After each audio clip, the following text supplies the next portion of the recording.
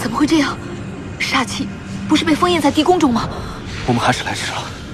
都怪我，当日太过草率，取走了镇魂塔。是必须与吴缓早有勾结，错不在你。都是我的错。为了救博轩，祸连了整个人间。今天就算散尽我一生的修为，我也要将这煞气再次震入地宫中。我在黄莲最高处以灵力布下结界，困住已经溢出的煞气。你在其中分而化之，将煞气一举清除。好，我与你一起。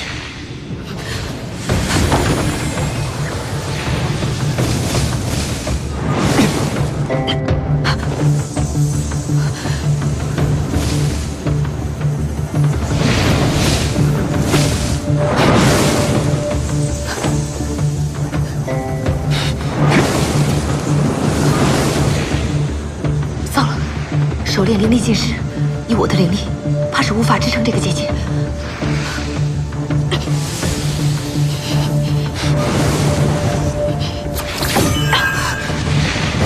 红芷，你不要命了！你不用管我，快去净化煞气。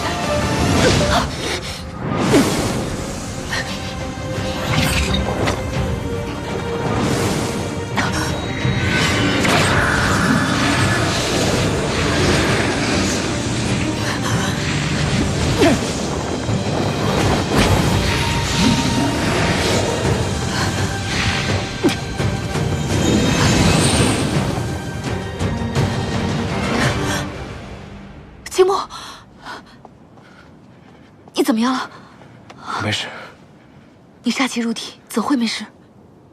这煞气不知何时泄露，恐怕已流入人间许多。刚刚引入我体内的煞气，我会将它封印回地宫，这样可以减少你身上的罪责。那你日后……我没事，相信我，我有太仓相助，我会将体内煞气镇住，不会伤及灵脉。后池，自青龙台后，我早已认定你，无论将来发生什么事，我都陪你一起承受。是我连累你，亏欠你太多次了，待此事了结，我会把下辈子的福气都给你。好，怎么给我？